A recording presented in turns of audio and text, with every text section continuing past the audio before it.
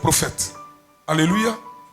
Pour que ceux qui ont été mis à part puissent réellement nous enseigner la parole. Et pour cette mission, il s'est choisi le docteur Avi Patrice qui, depuis un mois, était hors du pays. Et je crois que c'est la vision même du Seigneur qui lui a donné. C'est d'annoncer cette bonne nouvelle partout dans le monde. Et Dieu l'a envoyé très loin, en Chine. Et vraiment, nous avons vu ce qu'il a fait là-bas. On voit que le peuple n'a pas voulu qu'il vienne. Parce que la parole, lorsque tu écoutes, elle est tellement agréable. Tu écoutes et tu veux écouter encore et encore et encore. Alléluia. Donc ensemble, nous allons prier le Seigneur pour son serviteur qui l'a ramené sain et sauf. Et encore qui va l'utiliser puissamment pour nous bénir à travers la parole. Donc nous allons prier le Seigneur pour son serviteur afin qu'il ne vienne pas parler de lui-même, mais qu'il parle du Saint-Esprit comme il le fait habituellement. Que ce soit le Saint-Esprit lui-même qui le conduit ce matin.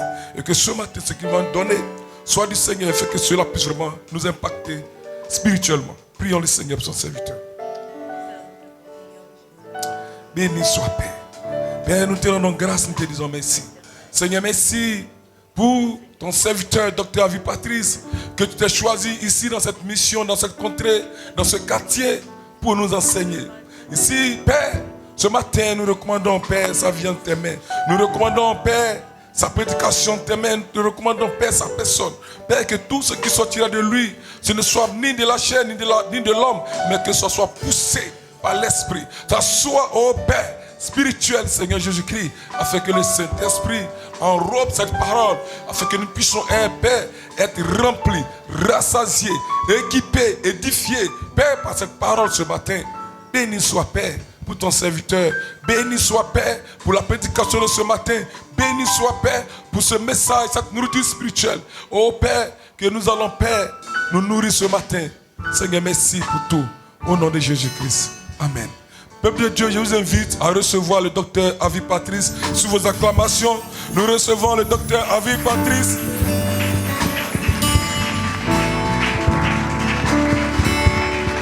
Nous acclamons Jésus-Christ. Nous acclamons le roi des rois. Il est notre Seigneur, il est notre Sauveur.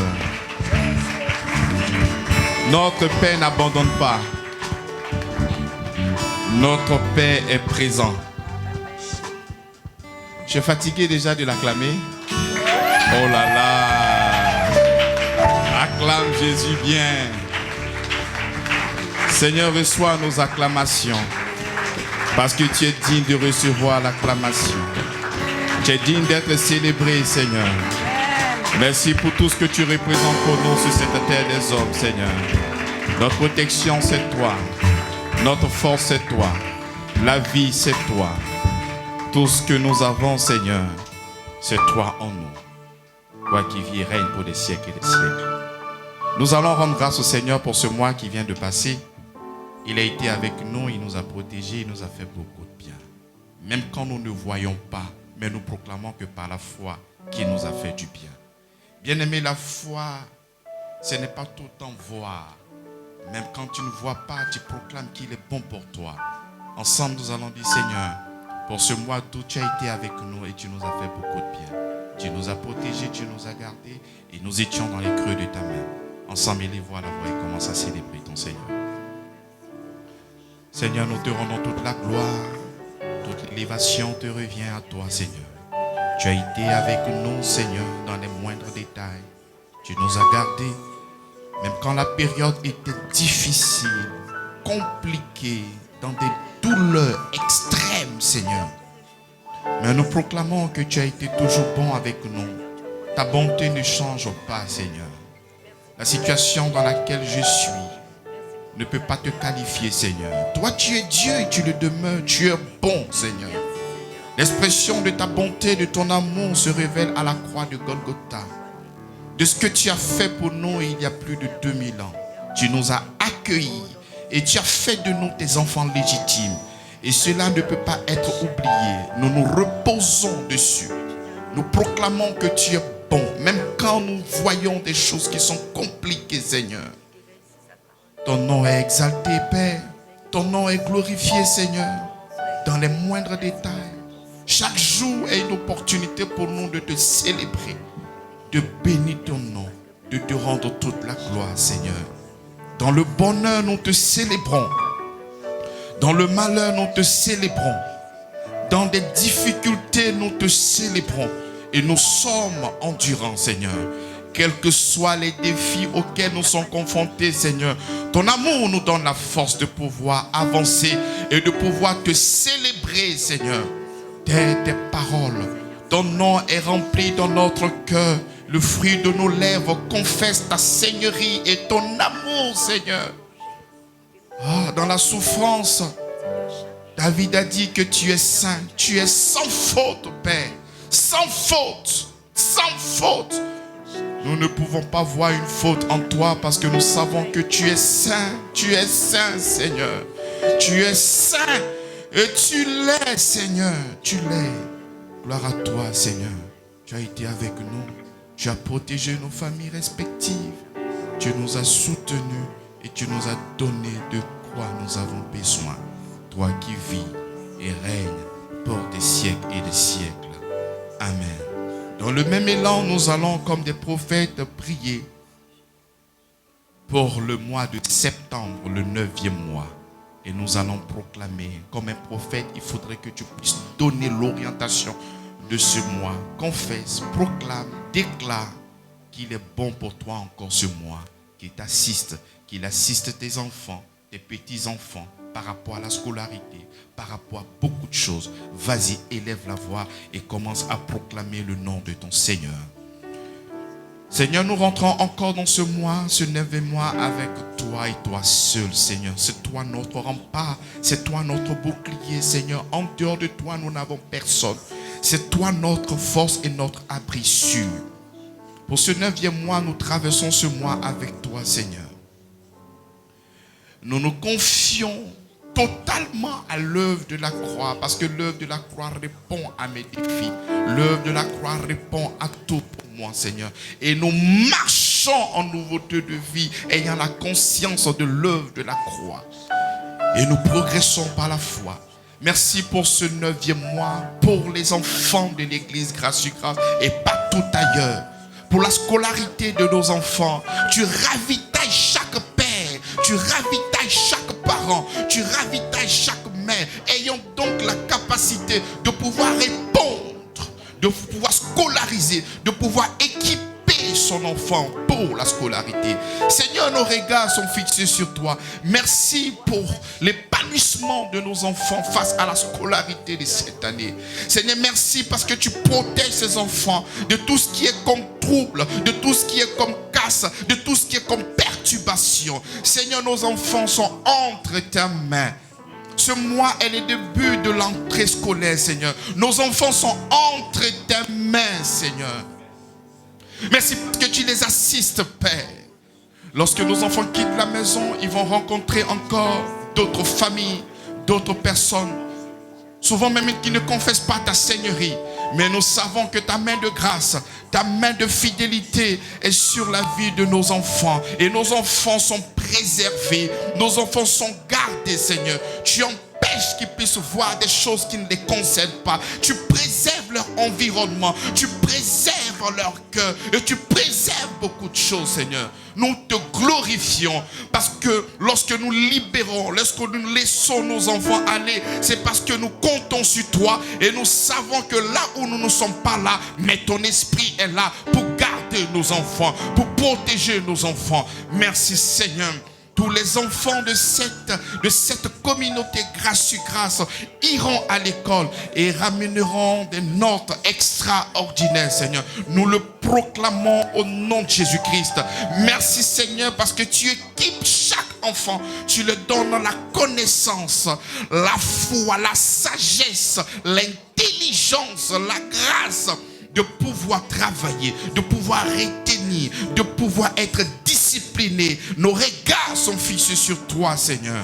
Merci pour ton amour. Merci pour ta grâce. Toi qui vis et règnes pour des siècles et des siècles. Amen. Nous sommes rentrés avec une pensée. Cette pensée, je gagne une âme pour le Christ. Alléluia. Ensemble, nous allons proclamer la parole. Je me tiens de toi aujourd'hui, rempli de gratitude et de reconnaissance pour ton appel dans ma vie. Tu m'as appelé à t'obéir, à te suivre, où que tu m'envoies.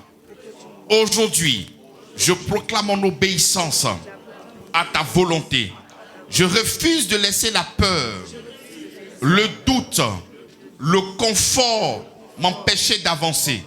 Je brise toute chaîne qui me retient et je déclare que je suis libre de faire ta volonté. Je proclame ma foi en tes promesses.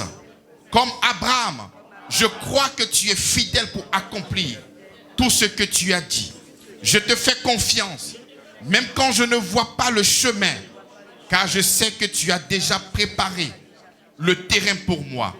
Je proclame ma disponibilité pour ton œuvre. Je suis un serviteur et je suis prêt à être. Utilise-moi comme un instrument de ta paix, un porteur de ta lumière et un messager de ton amour. Je proclame la victoire sur toute l'opposition. L'ennemi ne tiendra pas en otage.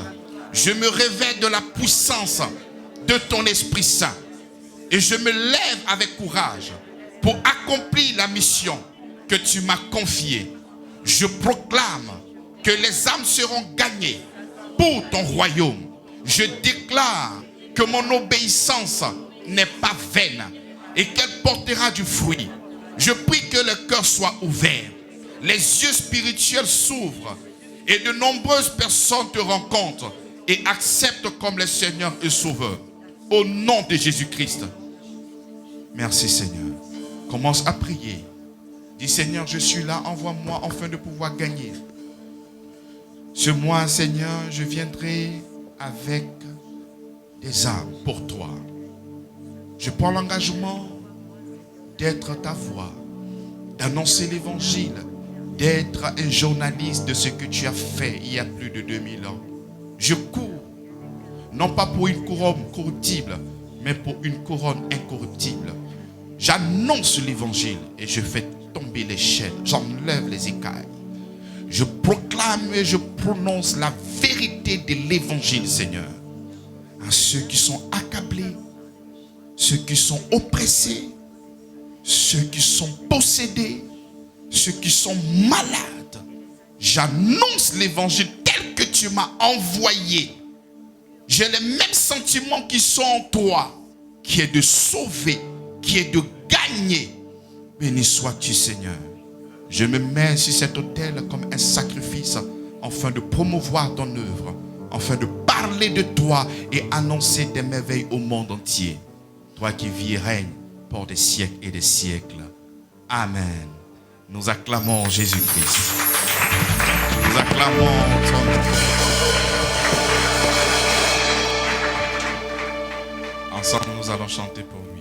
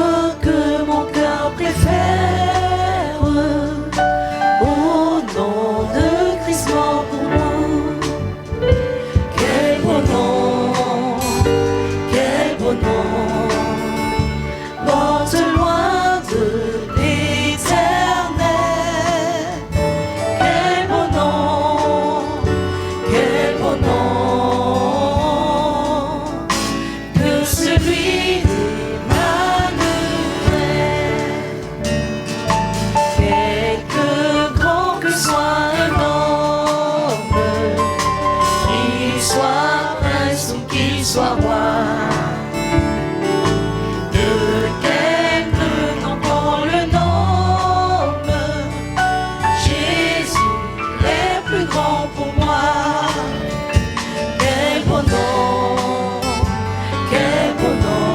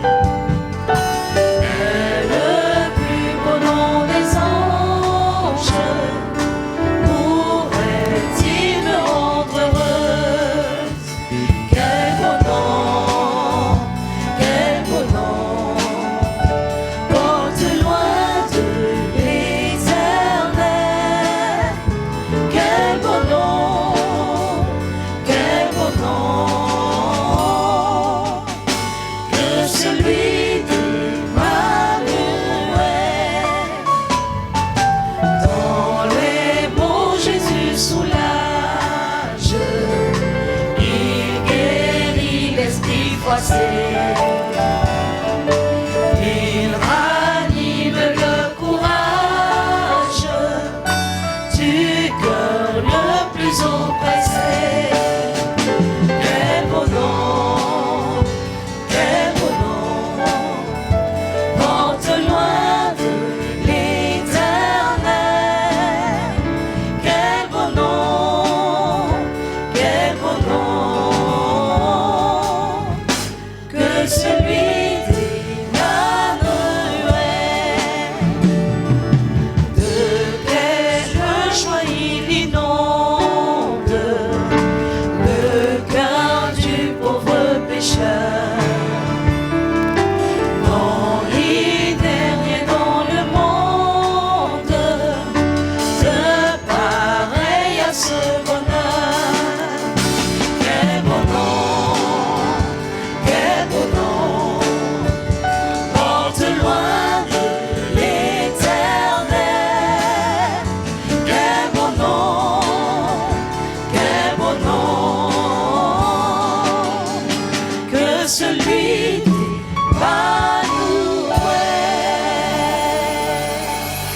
Alléluia. Quel beau nom. C'est lui de Manuel. Alléluia. Nous rendons toute la gloire au Seigneur Jésus-Christ.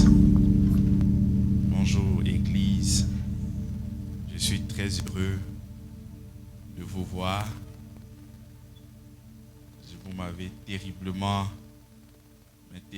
manqué. Chaque jour passé en Chine était difficile. Le fait de ne pas vous voir, c'était difficile. Et ma prière, c'était que je sois là pour vous embrasser, pour vous voir et de continuer ce que nous avons commencé ensemble. Amen. Je tiens déjà à bénir le nom du Seigneur pour la vie du pasteur David qui était là pendant 3 dimanches, qui vous a entretenu, qui a annoncé l'évangile. De l'autre côté, je suivais, j'étais régulier au culte. J'ai été vraiment très édifié, content qu'il soit là. Il a été même au village. Je l'ai appelé pour lui dire merci pour sa présence. Et le dernier dimanche, on a eu la présence de pasteur Chidi, qui nous a aussi entretenus. De l'autre côté, je l'ai suivi. J'étais très heureux. Le culte se passait très bien. Et merci aussi à l'ancien, avec le temps, la position dans laquelle il se trouvait. Mais il a été présent aux différents cultes par rapport à l'organisation. Je suis vraiment très encouragé. Je remercie aussi tous les départements de l'Église Grâce sur Grâce, les hommes, les femmes, les fidèles. Il y en a d'autres qui ont été là, qui ont été fidèles. À ma présence comme à mon absence, ils ont été là. Ils ont fait leur culte correctement. Il y en a d'autres peut-être qui étaient vraiment occupés, peut-être par des défis. Mais j'aimerais aussi rendre gloire au Seigneur pour votre vie. Merci de continuer encore à célébrer votre Seigneur. Que je sois là, que je sois absent. Le centre de cette prédication n'est pas un homme, mais le Christ. Que le pasteur soit là, qu'il voyage, qu'il ne voyage pas. Nous venons célébrer notre Seigneur et nous continuons notre culte de célébration. Alléluia. Merci d'avoir gardé l'Église, d'avoir continué à évangéliser et d'avoir encore continué à jouer votre rôle. Je suis très très encouragé au nom de Jésus-Christ. Amen. De l'autre côté, le Seigneur aussi m'a fait beaucoup de grâce. Effectivement, j'étais parti en Chine pour des affaires personnelles. Et gloire au Seigneur Jésus-Christ, par le biais de mon père spirituel, il a pu me mettre en contact avec une église en Chine. Et quand je suis arrivé là-bas, la joie s'est fait sentir de savoir que j'étais l'un des fils du révérend Jean Bosco Kindomba. Ils m'ont reçu avec beaucoup de joie et beaucoup d'empressement. Lorsque je suis arrivé, ils n'étaient pas informés. Donc le premier dimanche, je n'ai pas prêché. Et quand ils ont su que j'étais sur le territoire, ils ont rapidement dépêché des gens pour me chercher. Et nous avons annoncé la grâce, c'est ce que nous savons faire. Le pasteur m'a dit qu'aujourd'hui, le thème de cette année, c'est la grâce. Pasteur, est-ce que vous pouvez parler de la grâce? Il n'y a pas de problème. Nous allons essayer de faire ce que nous savons faire. Et la grâce a été annoncée avec fougue, avec zèle, avec beaucoup de joie. Le cœur était vivement touché et toute la gloire est venue au Seigneur. J'étais censé retourner un peu plus tôt. Et quand le pasteur, que je salue au passage, Jean Pébé, quand il a su que mon voyage était décalé, il a insisté que je revienne encore pour une deuxième prédication. Et ça s'est bien passé. Et il a su encore que je n'étais pas encore parti, que je devais maintenant partir le 4. Il dit non, il faudrait que tu reviennes encore. Et ça s'est passé vraiment très bien. J'ai même eu une offrande de $500 que j'ai gardée soigneusement parce que j'étais très content. Alléluia. C'est le fruit de l'évangile, c'est le Seigneur qui le fait. Donc je l'ai pris avec soin. Tu vois? Et je l'ai dépensé soigneusement. Il reste $300 encore. Alléluia. Et je comprends que la bénédiction ne sont pas des choses. Avant de partir, j'étais en train de chercher à amasser beaucoup d'argent pour des opportunités éventuelles. Mais arrivé là-bas, je ne suis pas parti avec beaucoup d'argent. Mais arrivé là-bas, le Seigneur m'a fait grâce. Et les choses se sont passées d'une manière merveilleuse. Les portes sont ouvertes et des choses extraordinaires sont arrivées. C'est comme ça que nous pouvons seulement que lui dire merci Seigneur pour son assistance. Et pour sa main continuelle. Quel que soit le pays où tu te trouves, la main du Seigneur est avec toi. Notre bénédiction, c'est une personne, ce n'est pas lié à un lieu, ce n'est pas à Abidjan que tu vas réussir, quel que soit le lieu où tu te trouves. Et ce qui est impressionnant, lorsque je suis arrivé, j'ai trouvé grâce aux yeux de toutes ces personnes qui m'accompagnaient pour me faire des courses. Ah, pasteur, vraiment, si on peut avoir une église ici, on n'a pas de pasteur ivoirien. Il faut envoyer quelqu'un au pays là-bas. Je regarde les gens qui sont ici.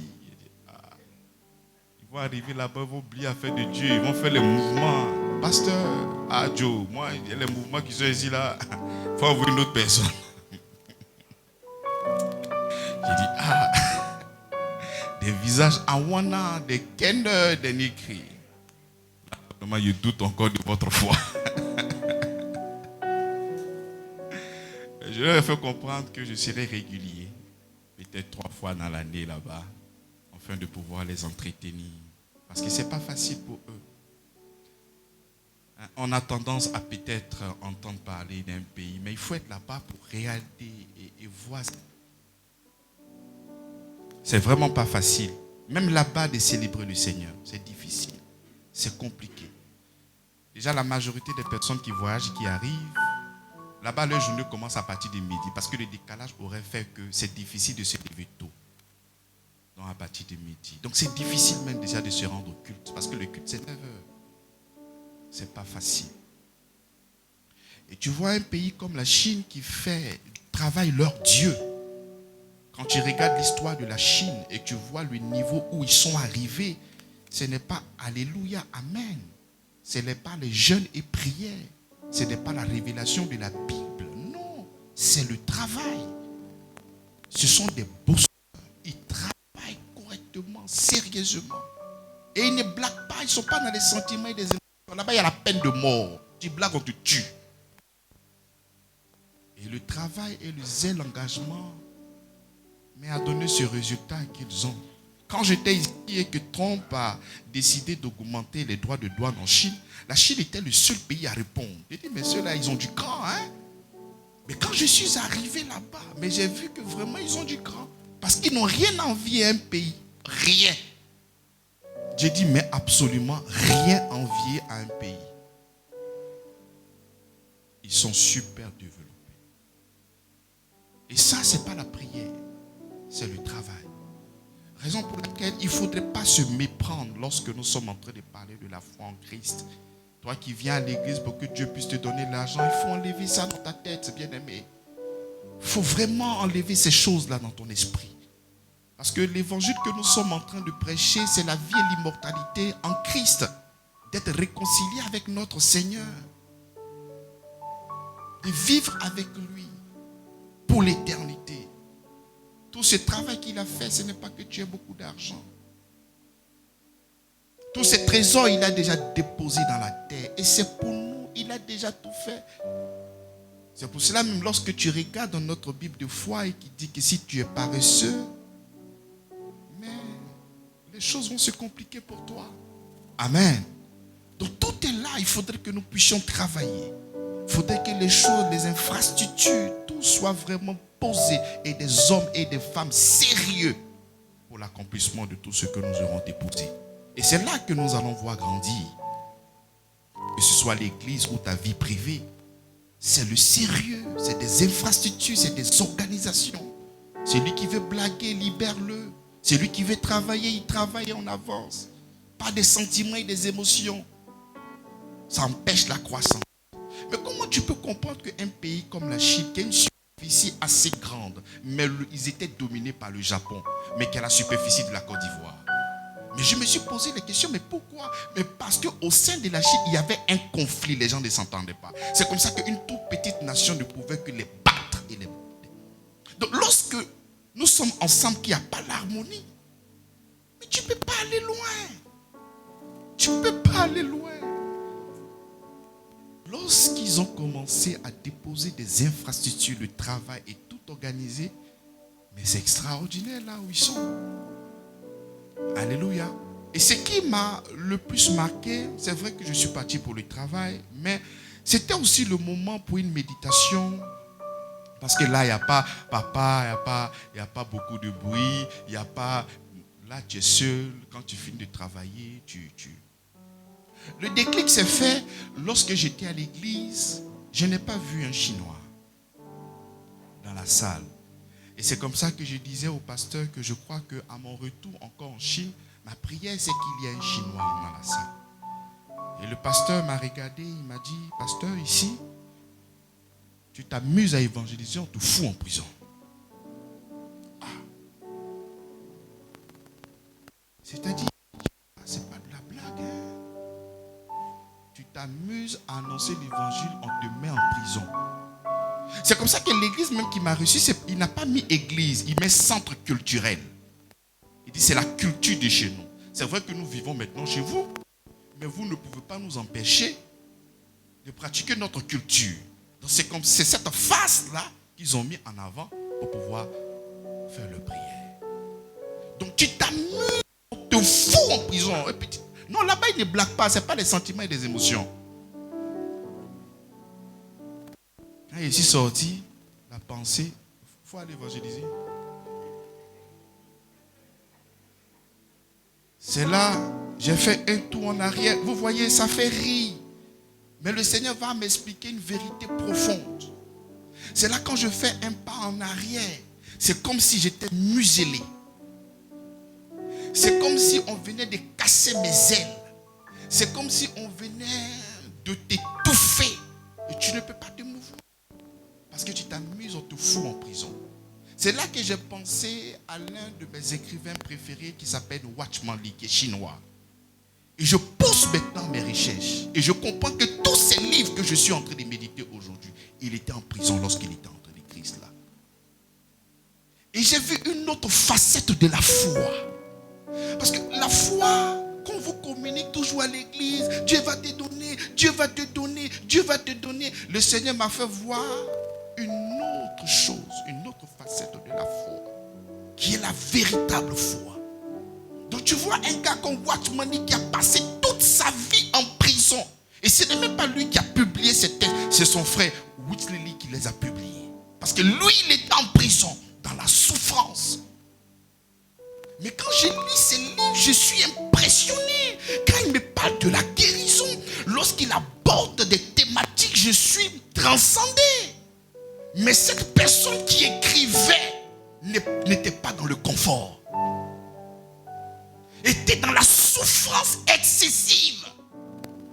Une souffrance qui ne dit pas son nom. Et j'étais en train de penser à Watchman Nee, j'ai mis ça sur mon profil. Mais le Seigneur dit non, non, laisse, watch-moi lire. Reviens dans le livre des Hébreux. Hébreux chapitre 11. Et c'est là que le Seigneur me fait comprendre encore. Waouh, mais c'est impressionnant. C'est terrible. Combien de fois la foi de ses prédécesseurs n'était pas basée sur ce qu'ils voyaient.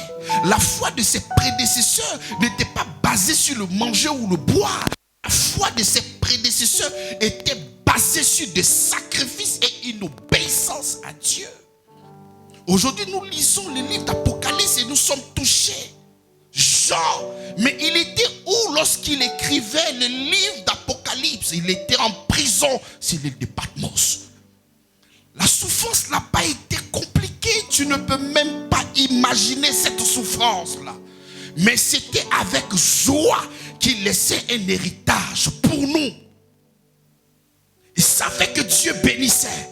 Il savait que Dieu est la guérison. Il sait que Dieu est la restauration. Il sait que Dieu est la délivrance. Mais lorsqu'il était en train d'écrire ça, il était emprisonné, il était dans les chaînes. Parce que sa foi n'était pas basée sur des choses empiriques. Sa foi n'était pas basée sur le matériel. Mais sa foi était basée sur quelque chose d'invisible. Nous voyons qu'il souffre. Mais lui, son cœur voit une autre chose. Il voit la gloire du Fils de Dieu qui est venu mourir pour lui à la croix de Golgotha. Et rien ne pouvait l'empêcher de poursuivre et de pouvoir annoncer l'évangile. Il dit, je souhaite que tu prospères, qu'on prospère l'état de ton âme et que tu sois en bonne santé. Mais il était en prison et il souffrait là-bas.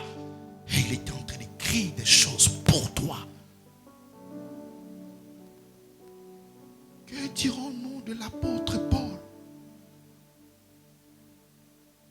Que dirons-nous de l'apôtre Paul? La Bible déclare qu'ils l'ont lapidé, ils l'ont laissé à demi-mort. Les Juifs, c'est des spécialistes en lapidation. C'est comme ça qu'ils tuaient les gens. Donc, si on te dit qu'on t'a laissé à demi-mort, c'est qu'ils t'ont lapidé sérieusement. Mais pourtant, ils prêchent. Lorsque tu regardes les épîtres de Paul, il te parle de la délivrance. Mais pourtant, il a été chicoté, lapidé. Il était dans la faim, dans la souffrance. Il dit, je sais vivre dans l'abondance comme dans la disette. Mais nous avons l'approche de la foi seulement que dans l'abondance et non pas dans la disette. Lorsque nous sommes dans la disette, ça veut dire que la foi n'est pas là. Non. Ça, c'est une foi que nous devons enlever dans notre cœur. Nous avons seulement qu'une foi qui accumule. Mais une foi triomphaliste, dépourvue de sacrifice, dépourvue d'endurance, dépourvu de souffrance, c'est un faux évangile et ce n'est pas la vérité de l'évangile. Parce que quand nous regardons nos prédécesseurs, la foi qu'ils ont prônée, il y avait le sacrifice et l'obéissance.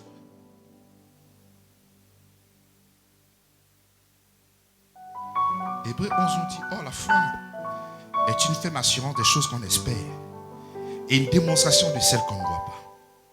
Pour l'avoir possédé, les anciens ont obtenu un témoignage favorable. Qu'est-ce que ces anciens ont reçu? Pas la gloire, pas la voiture, pas une maison. Un gars comme Abraham, il a vécu seulement que sur des tentes. Voyage après voyage. Mais ce qu'ils ont reçu du Seigneur, c'est quoi? Un témoignage. Mais malgré cela, ils sont morts dans la foi. Ah non, je suis le Seigneur, je ne vois rien. Ils ont espéré contre toute espérance. Ils ont gardé la foi.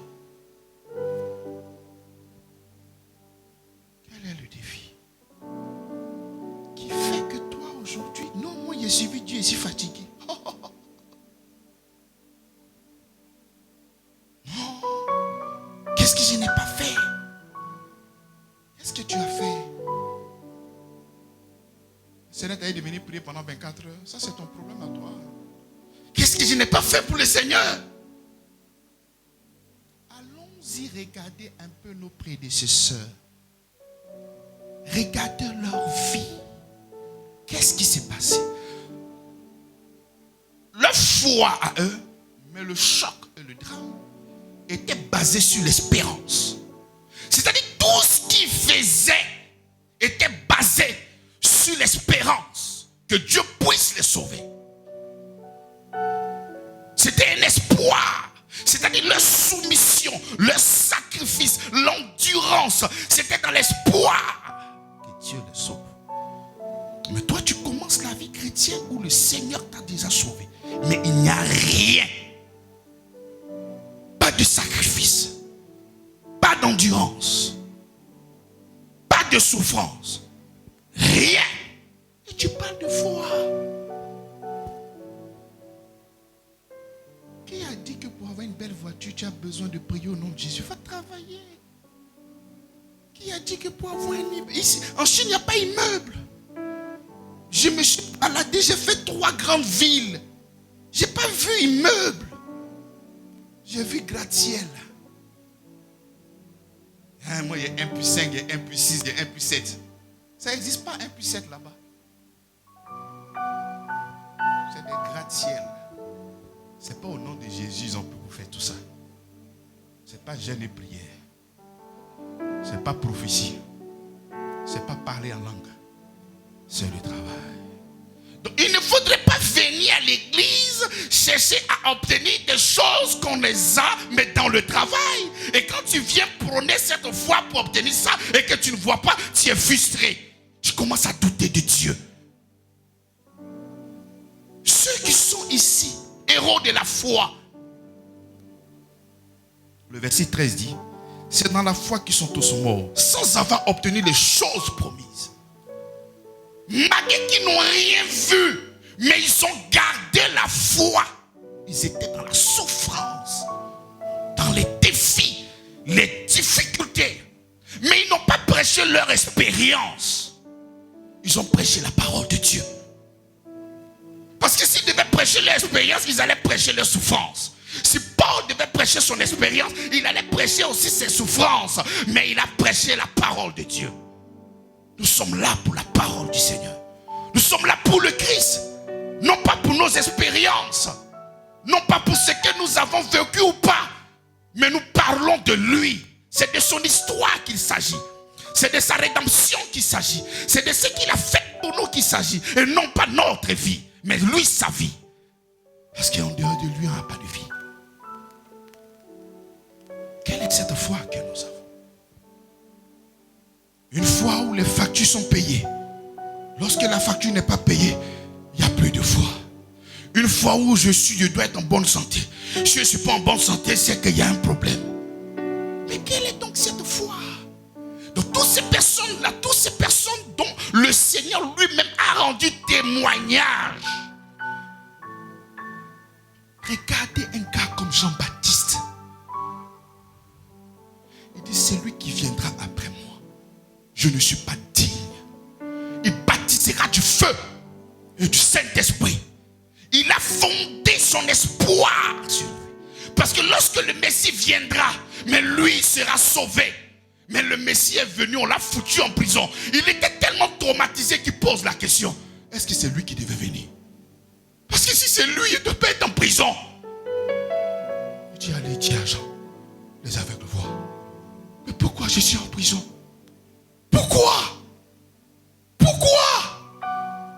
Parce qu'il pose la question, c'est lui qui l'a identifié. Il dit voici, voici. Mais comment c'est lui à qui il a dit voici? On me jette plus tard en prison. Pourquoi? Mais tu es venu pour nous délivrer. Pourquoi je me retrouve en prison? Il dit allez-y, dis en Jean. Les aveugles voient. Les boîtes marchent. Ta souffrance ne peut pas changer Dieu. Mais par ta souffrance, nous pouvons voir la foi. Lorsque nous sommes en train de parler d'Abraham, mais le témoignage de Dieu à Abraham, lorsque Dieu parle et il dit à Abraham, je sais maintenant que tu me crains. Ce n'est pas parce qu'il a eu Isaac. Non. C'est parce qu'il a déposé Isaac sur l'autel. C'est parce qu'il a déposé Isaac sur l'autel. C'est vrai que sans tenir compte de son corps qui est usé. Ça, c'est la foi, très bien.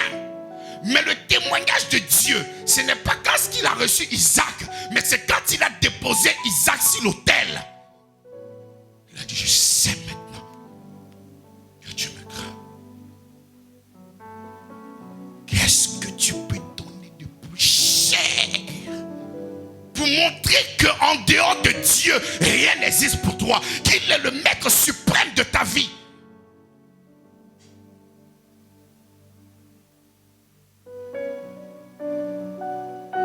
Qu'est-ce que tu diras de Moïse?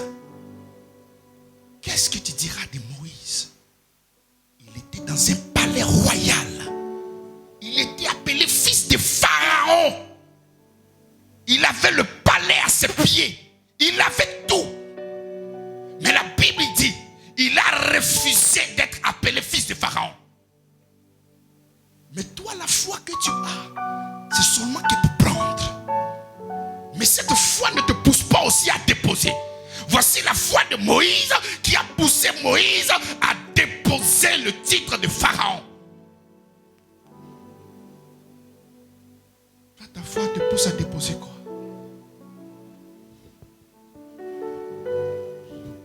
La preuve, vous avez vos champs. C'est arraché seulement. Tous les jours, on arrache. J'arrache mon mariage. J'arrache mon foyer. J'arrache ma société. J'arrache mes enfants. Mais depuis là, qu'est-ce que tu as déposé pour le Seigneur? Qu'est-ce que tu as déposé sur l'autel? La véritable foi, c'est l'autel. Parce que Christ est l'holocauste. Il a été déposé sur l'autel. Raison pour laquelle l'apôtre Paul dit, nous devons aussi nous offrir comme un sacrifice vivant. Quel est ce sacrifice-là que tu as déposé sur l'autel? Quel est ce sacrifice? Quel est ce sacrifice que tu as déposé sur l'autel? Rien. Lorsque tu n'arrives pas à avoir un peu d'argent, est-ce que le Seigneur m'aime? Est-ce que Dieu ne m'a pas oublié?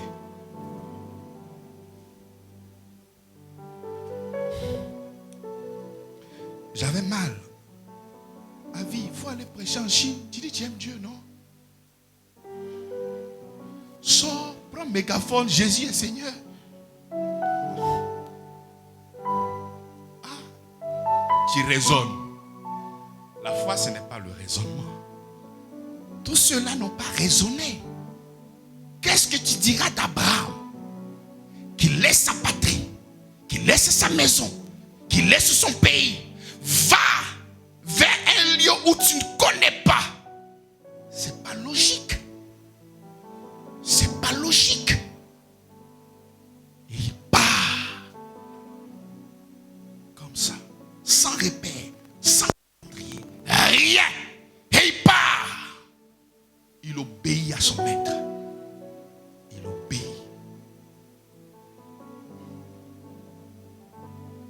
Quelle est donc cette foi que tu as? Le témoignage de ces personnes espéraient. Mais toi, tu commences la vie chrétienne avec tout est accompli. Quels sont maintenant ce qui sort de toi? Qu'est-ce qui sort de toi? Il faut aller apporter l'évangile, oh, mon cher. Il faut prôner le Christ. Oh. Et puis tu cries, tu as la foi. Tu as la foi. Toi, tu as la foi lorsque tu vois que tu as 500 000 aujourd'hui. Non, Dieu est puissant. La foi. Non, la foi qu'on n'est pas. Ah bon? Ah, Dieu m'a donné l'argent. Ça, c'est ta foi qui est là. Une foi qui cible l'argent. À la croix de Golgotha, il n'a pas pourvu à l'argent. Il a pourvu à la vie et à l'immortalité. Nous avons reçu cela et nous devons aussi communiquer cette vie et l'immortalité à ces personnes qui sont en train de souffrir. Mais qu'est-ce que tu diras à un pays qui est super développé? Dieu va rendre ton pays grand. Tu seras la tête et tu ne seras pas la queue. Mais c'est déjà la tête, champion. Qu'est-ce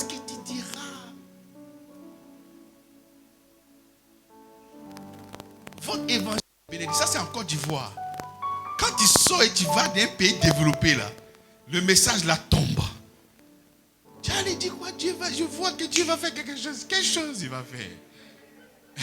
Quelle chose? Il faut me dire la chose là. C'est quoi? Quelle chose?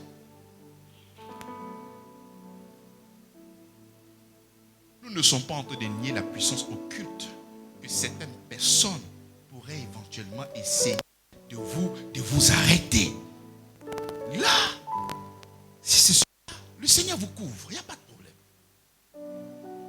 Mais il faut se lever et travailler. Ne venons pas à l'église pour de l'argent. Ne venons pas à l'église pour ce genre de choses-là, pour des opportunités. Ne venons pas à l'église pour ça. Nous venons à l'église pourquoi? Nous venons pour célébrer notre Seigneur. Parce que nous estimons si aujourd'hui nous avons la vie, c'est grâce à lui.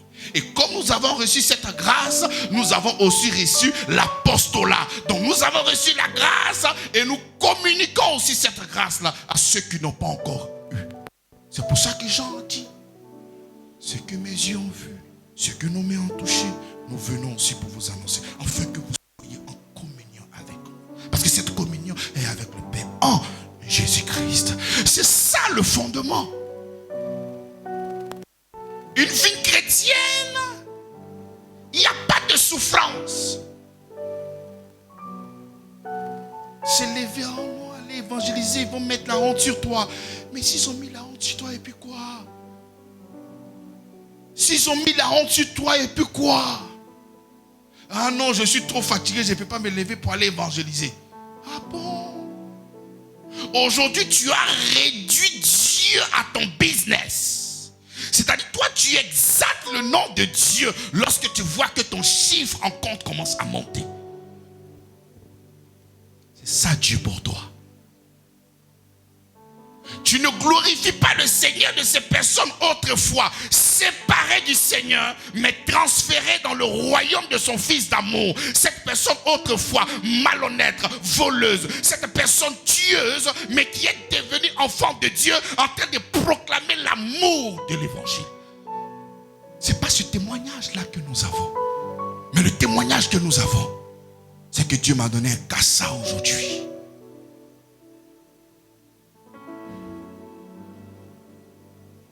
Il y a eu visa pour aller en France. Ça, c'est des témoignages.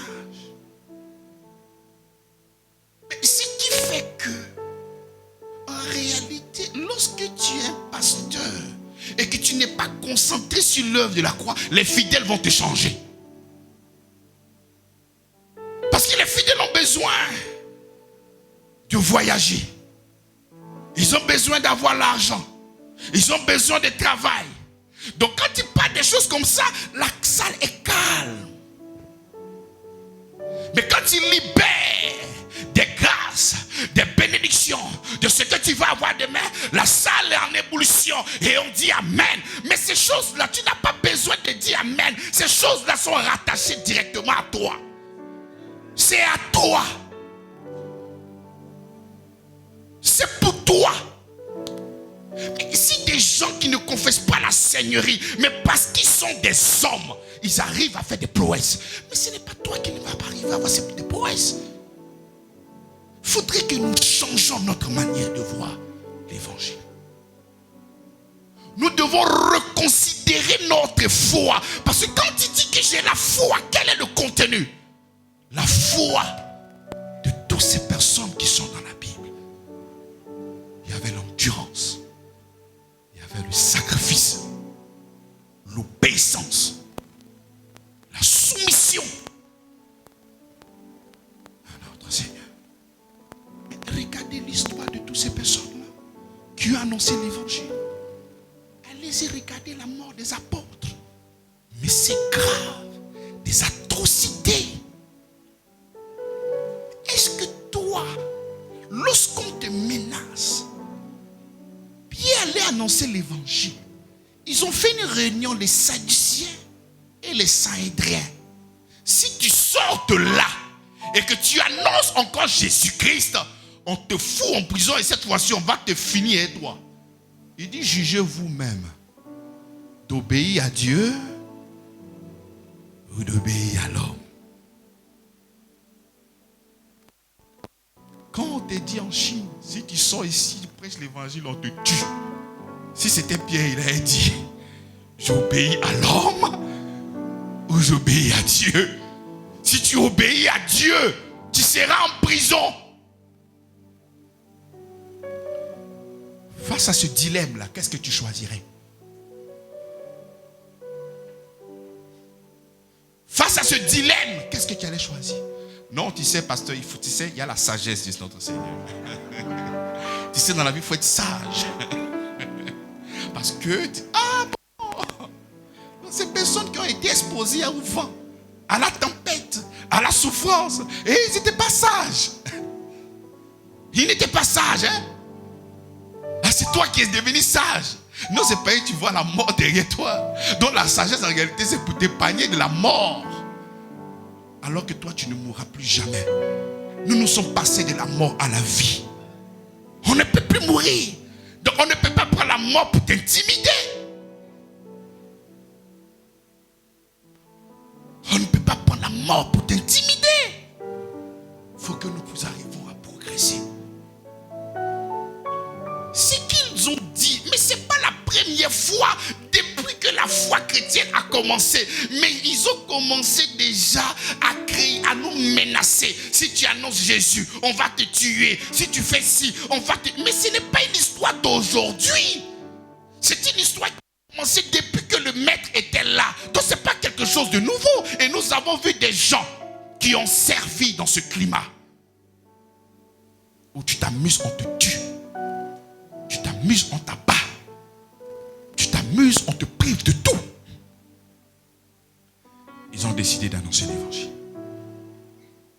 Ils ont décidé de progresser. Sans avoir peur d'annoncer l'évangile. Parce qu'ils se disent que la vie en Christ, elle est plus importante que tout. Parce que si je vis, ce n'est pas moi qui vis, c'est le Christ. Et rien, absolument rien ne pouvait les empêcher de continuer et de poursuivre véritablement la foi au nom de Jésus-Christ. Lorsque nous parlons de la foi, nous voyons seulement lorsque nous sommes dans la cage au lion, le Seigneur vient fermer la gueule. Mais nous oublions aussi Jean, qui était dans l'île de Patmos et qui était en train de crever là-bas à cause de l'évangile qu'il devait véhiculer. Donc, il y a deux facettes. Il y a cette foi qui reçoit, qui délivre, qui restaure, mais aussi une foi pour supporter des choses qui sont pénibles et des choses qui sont difficiles. C'est ça. Mais Jésus lui-même n'est-il pas le modèle par excellence de Dieu qu'il est? Il est devenu un homme et il habitait parmi nous. Qui a été obéissant jusqu'à la croix du calvaire. Et son nom a été glorifié, élevé au-dessus de tout autre nom. Nous laissant ainsi un modèle à suivre. Lorsque nous parlons de la gloire, tu vois quoi dans ton esprit? Lorsque tu parles de la grâce, ou la grâce que nous sommes en train de prêcher, pour toi c'est seulement que des billets de banque. Pour toi la grâce, c'est comment est-ce que présentement, si je suis dans une entreprise, soit je travaille peut-être à Coca-Cola, le directeur est là. Donc nous, notre foi, c'est que le directeur doit tomber pour que nous nous ayons placés.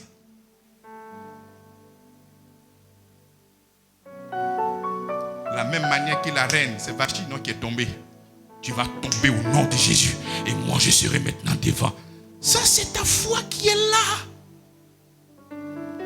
C'est ça ta foi. Lorsque nous parlons de cette gloire, mais c'est la gloire du Christ en nous. C'est cette gloire, la vie et l'immortalité.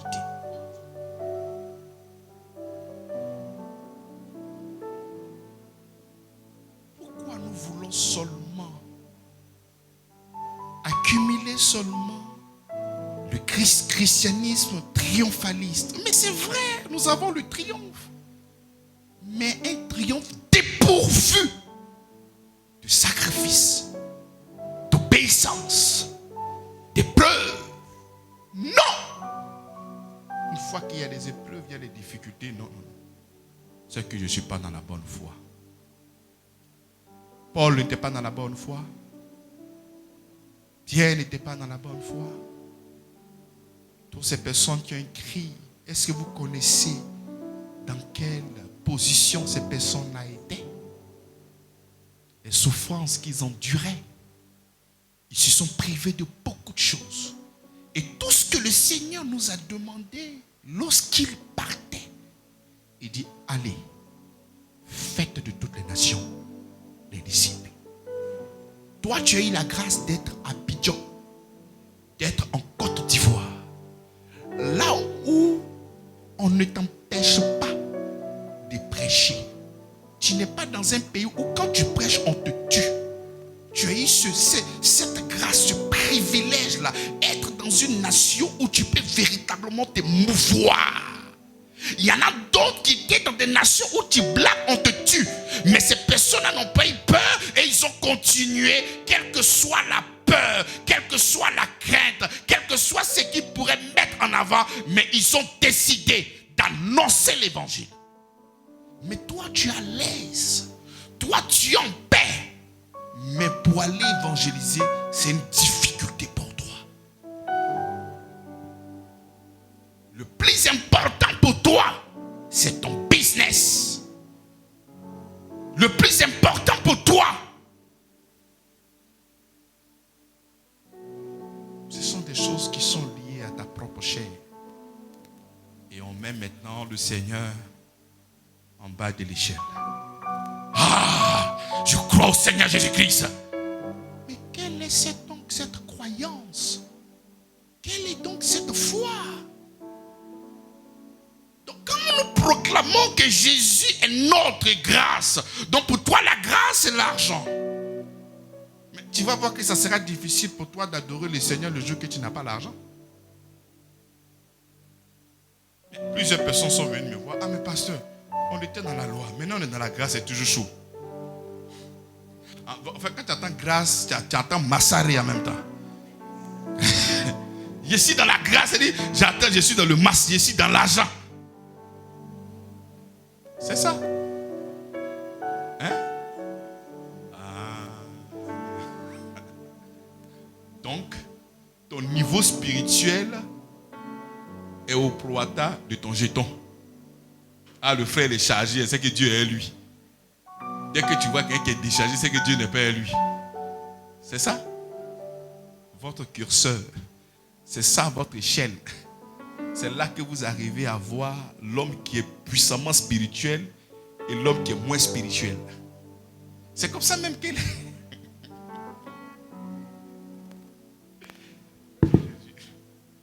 C'est comme ça que les fidèles ont beaucoup de respect et beaucoup de considération des pasteurs bien nantis. Grosse voiture. Non, on sent que tu es lui. J'ai entendu un pasteur qui dit, si tu veux faire une offrande, il faut chercher un homme de Dieu qui a la grâce. Chercher un homme de Dieu qui a l'argent. Et quand tu vas s'aimer l'onction de l'argent, ça c'est l'évangile de notre Seigneur. Ça c'est l'évangile de notre Seigneur qui est là. Cherche quelqu'un qui a de la grâce. Quand tu fais une sémence, et la grâce qui est sur lui va transférer sur toi. Et c'est comme ça que tu seras un homme fort. Ça c'est l'évangile de notre Seigneur Jésus-Christ qui est là. Donc quand vous voyez un pasteur déchargé, vous le minimisez. Un gars qui parle de grâce, lui, il est déchargé. C'est quelle grâce il va me communiquer? Donc parce que toi tu as réduit la grâce à une question de quoi? Mais d'argent. Si Jésus même venait présentement, mais c'est le même traitement que tu as lui donné, mais un gars est déchargé, il vient parler de quoi? Donc la grâce, c'est la personne du Christ, de ce qu'il a fait pour nous, de son sacrifice, sa mort, son ensevelissement et sa résurrection. Et lorsque nous portons, lorsque nous sommes victimes maintenant de cette grâce, nous devons communiquer cette bénédiction-là, mais au monde entier. Sans se soucier du lendemain. sans se soucier de ce que nous allons manger, de ce que nous allons avoir ou de ce que nous n'allons pas avoir. C'est ça. Parce que si tu n'arrives pas à cela, quel est donc le poids de ta foi? J'aimerais revenir même sur l'histoire de Moïse. Si Moïse lui-même, il sait que le fait d'être appelé fils de Pharaon, il est connecté à quoi? À l'argent, au règne, au pouvoir, à la domination. C'est ça ou pas ça? C'est ça ou non? Donc le fait qu'il soit appelé fils de Pharaon fait qu'il est connecté à la grâce, à l'argent. Quand je te parle de cette grâce-là, je parle du pouvoir, je parle de l'argent. Amen? Mais il refuse cela. Toi maintenant, tu es dans une institution ici. Et on te parle d'un mouvement, d'un ken. Et tu n'as pas cette force de pouvoir déposer. De la même manière que Moïse a rejeté des choses qui ne glorifient pas Dieu. Il a rejeté cela. Mais pourquoi ta foi ne te pousse pas aussi à rejeter?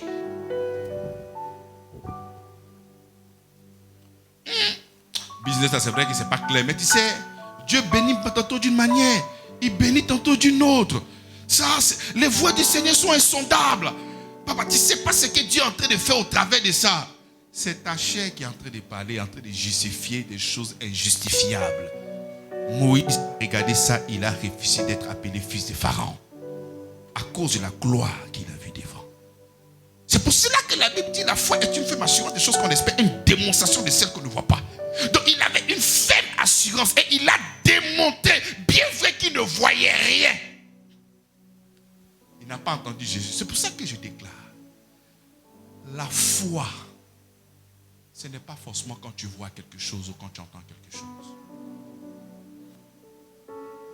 Souvent, tu ne vois rien. Absolument rien. Mais tu marches par la foi. Parce que tu as la conscience du Christ qui est avec toi. Et tu poses tes pas. Et tu avances uniquement que par la foi. Ayons donc cette capacité aussi de déposer, de rejeter. Il dit, enlevons le péché qui nous enveloppait si facilement. Si facilement. Ce péché autrefois qui t'enveloppait si facilement. Mais pourquoi tu n'arrives pas à rejeter cela? Nous sommes en train de parler de Moïse. Le Saint-Esprit n'était pas en lui. Toi, tu as le Saint-Esprit en toi. Les gens de l'Ancien Testament, le Saint-Esprit était avec eux. Non pas en eux. Toi, tu as le Saint-Esprit en toi. Mais lui, ayant le Saint-Esprit avec lui, il arrive à rejeter toute proposition qui n'émane pas et qui ne glorifie pas le nom de Dieu. Il dépose. Il dit non. Je ne rentrerai pas dans cette compromission.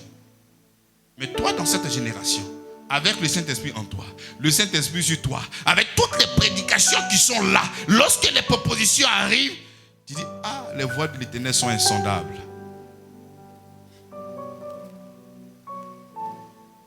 Tu fais en Dieu, tu n'es pas. Tu es dedans ou tu n'es pas dedans? Les voies du Seigneur sont insondables. Pourquoi c'est moi, il a vu, il est venu? C'est Dieu qui l'a envoyé, mon frère. On n'a qu'à bénir le nom du Seigneur. Sans le nom du Seigneur.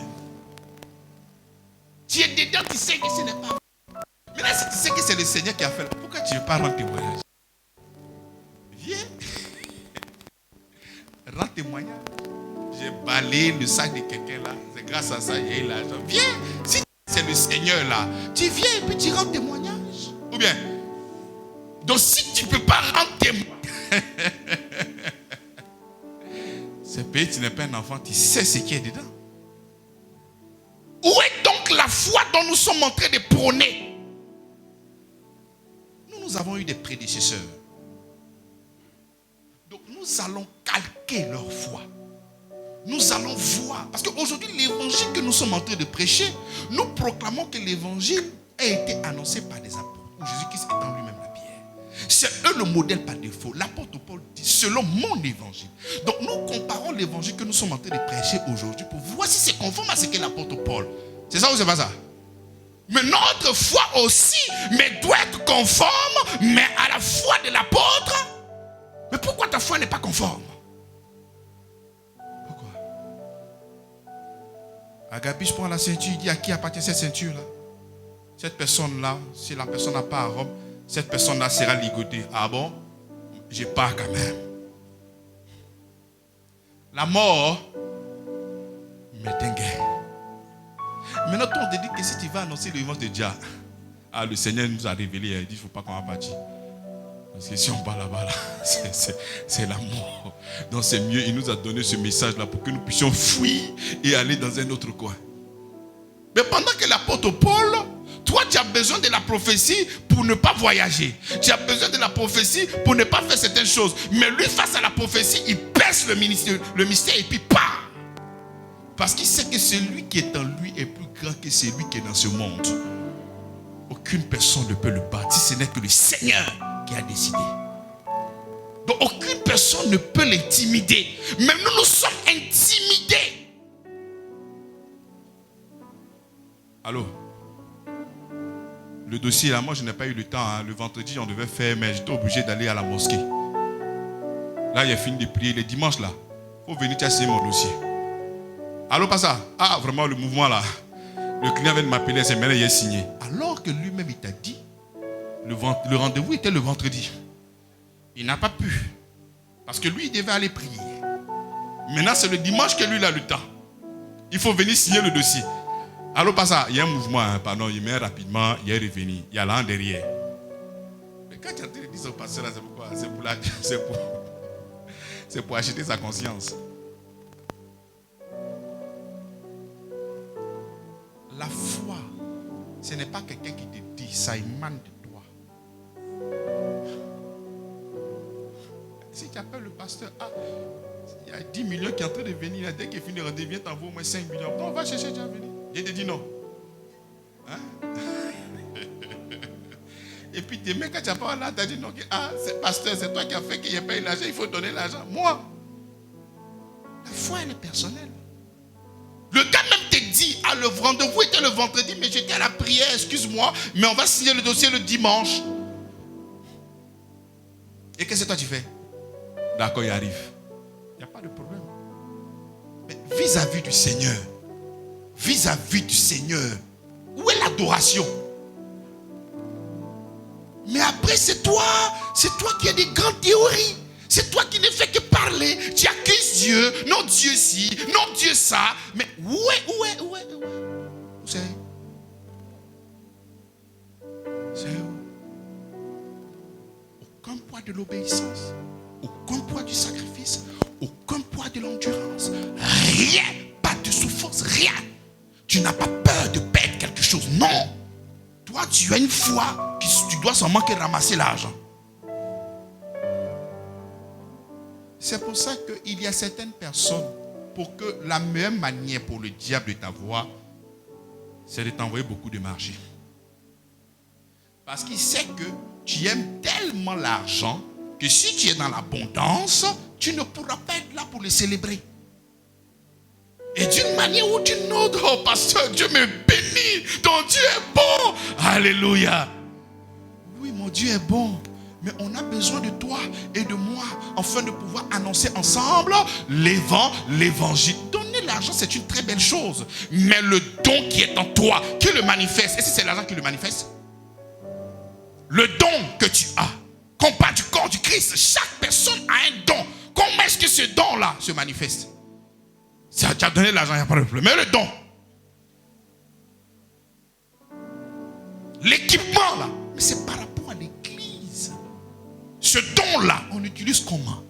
Tu as envoyé ton argent par MoneyGram, oui. Et le don. Mais envoie aussi le don par MoneyGram. Comment est-ce qu'on fait? Tu peux être le pied, l'autre est le bras. Maintenant, si le bras n'est pas là, comment est-ce qu'on fonctionne? Toi, tu dis, mais puisque je ne suis pas là, je vais compenser mon absence en t'envoyant l'argent. Mais quand tu m'envoies l'argent là, c'est toujours le pied et le bras. Le bras est où? Voilà pourquoi nous devons changer notre manière de faire. Ça, c'est juste le décor. Nous allons passer point par point en allant voir chaque leader, commençant par Abel. Et toutes ces personnes qui ont été citées dans Hébreu. Et nous allons aller point par point. Et nous allons voir leur obéissance, leur sacrifice, leur souffrance, leur détermination à l'endroit de leur Seigneur en qui ils ont cru. Et ça sera pour toi comme un miroir pour savoir si véritablement la foi que ces personnes ont vécue, est-ce que tu vis ça? Parce que la Bible, c'est notre miroir. Pour que nous puissions véritablement voir si nous sommes à la bonne place. Si oui, le nom du Seigneur sera encore glorifié. Cette prédication, ça blesse certaines personnes, mais ça guérit aussi. Pour que nous puissions véritablement regarder dans le bon angle. Parce qu'il n'est pas encore tard. Pour que nous puissions marcher sur la vérité de l'évangile. On va se lever.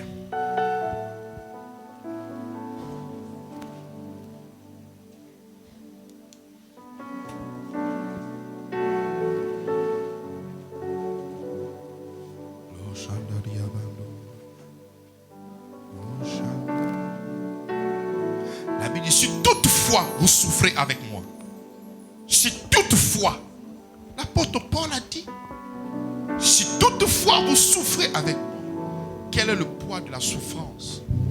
La souffrance que tu as, tu es parti voler en prison. Ça, c'est une souffrance qui est normale.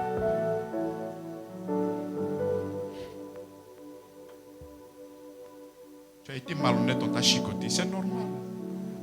Il n'y a pas de souffrance, c'est normal. La souffrance est liée à Christ. Si toutefois vous souffrez avec moi, quelles sont les souffrances que tu portes ce matin par rapport à Christ? Non, je travaille trop. Non, tu travailles, tu gagnes ton argent. Et ça, c'est quoi avec Christ? Quelles sont les souffrances? Parce que tu as annoncé l'évangile, quel est le problème que tu as eu? Parce que tu as décidé de le célébrer, quels sont les problèmes que toi tu as eu? Parce que tu as décidé d'honorer ta foi. Si toutefois vous souffrez avec moi, quelle est donc cette souffrance? Ce n'est pas les souffrances des liens de malédiction générationnelle. Parce que ton papa t'a lancé un sort, ça n'a rien à voir. Quelles sont les souffrances? Nous allons prier, nous allons dire, Seigneur, nous nous repentons de cette mauvaise foi qui ne fait que chercher à gagner l'argent. Une foi qui ne fait que amasser. Nous oublions cette foi qui est la souffrance, qui est l'endurance, qui est l'obéissance à ta parole. Ensemble, prions le Seigneur. Seigneur, merci.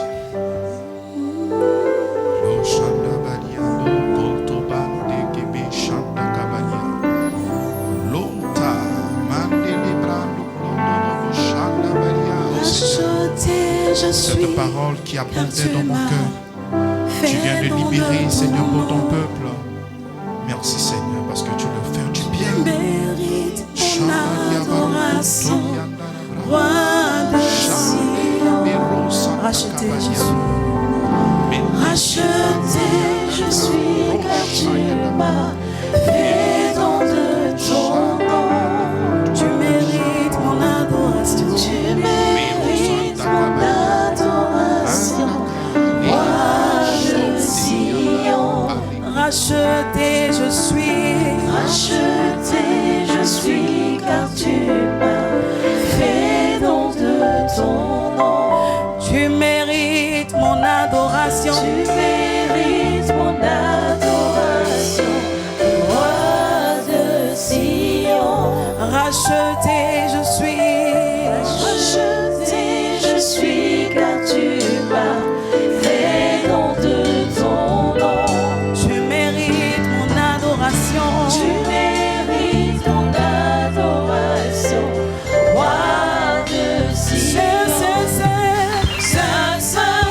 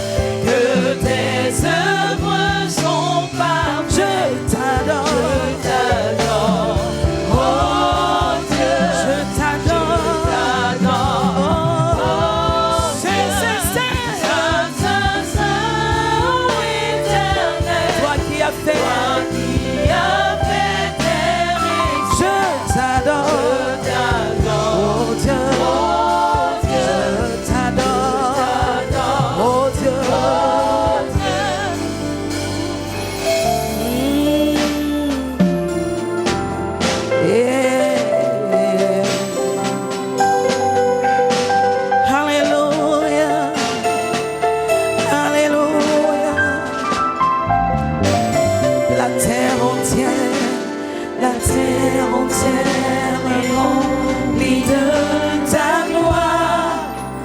Les ténèbres s'enfuient, Les ténèbres s'enfuient à l'écho de ta voix.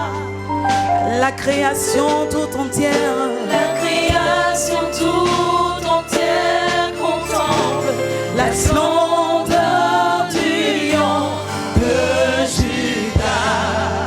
oh roi, Ô roi, tu parles ceux qui étaient morts. tu parles ceux qui est mort pour vie. Tu déclares et ceux qui n'existent pas subsistent. Tu déclares ceux qui n'existent pas surgis. Tous les peuples et toutes les nations du monde regardent à toi, Adonai.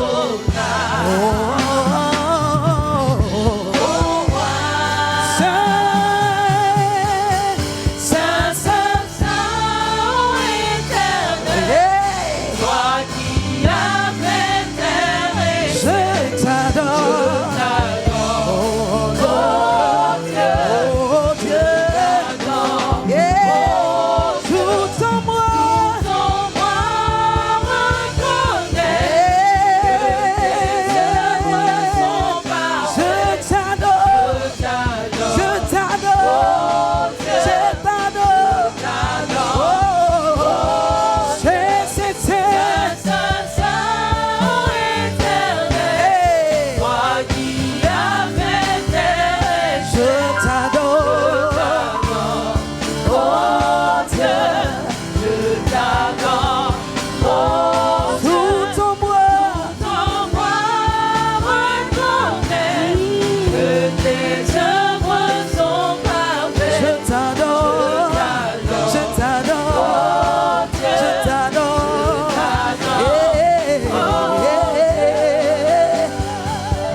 Racheté, je suis car tu m'as fait don de ton nom. Tu mérites mon adoration, roi de Sion. Yeah. Racheté, je suis car tu m'as fait don de ton nom. Et tu mérites mon adoration, roi de Sion. Racheté, racheté, je suis car tu m'as fait don de ton nom. tu mérites mon Tu adoration. mérites mon adoration, roi de Sion. Racheté, je suis Racheté, je suis pour car annoncer tu ton m'as évangile. fait don de ton nom. Tu mérites mon Tu mérites adoration. mon adoration, Oh, roi de Sion. racheté, je suis pour annoncer ton évangile. Racheté, je suis car Hey. tu m'as fait don de ton nom. Tu mérites mon Tu mérites adoration. mon Mon adoration. roi de Oh, Sion. racheté, je suis pour parler de toi. Racheté, je suis car tu m'as fait don de ton nom. Oh, tu Tu mérites mon mérites. adoration, roi de Sion. Oh.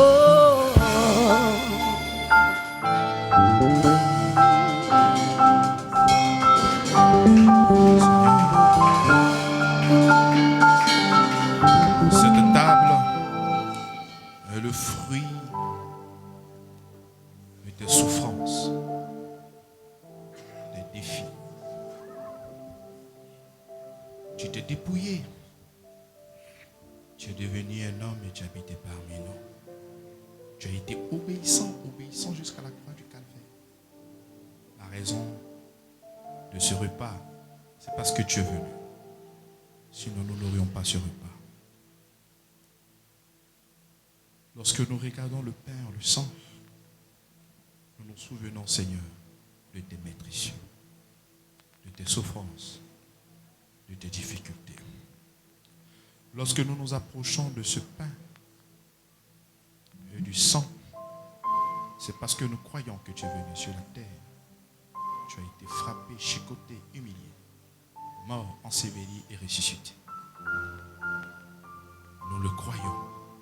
Et lorsque nous mangeons, nous proclamons encore ton retour parmi nous.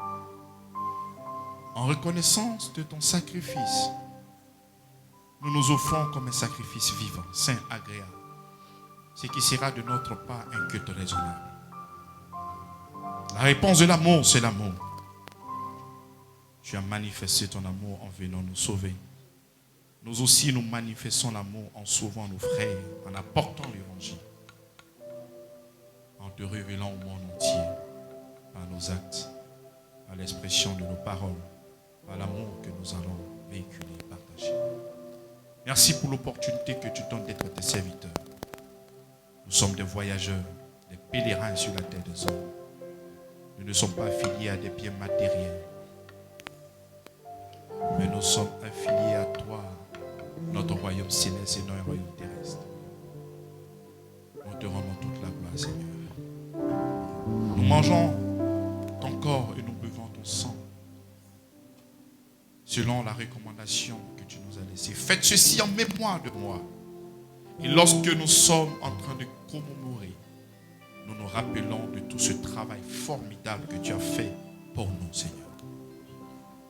Nous le mangeons avec considération, respect, admiration, adoration, vénération. Parce que le fruit de notre délivrance et de notre liberté, ça a été un poids pour toi. Dieu qui tu es devenu un homme, c'est une humiliation qui ne peut pas se mesurer. Waouh! Nous n'avons pas la prétention de faire comme toi, mais nous sommes là pour témoigner de ton amour sur cette terre des hommes. Toi qui vis et règnes pour des siècles et des siècles. Amen.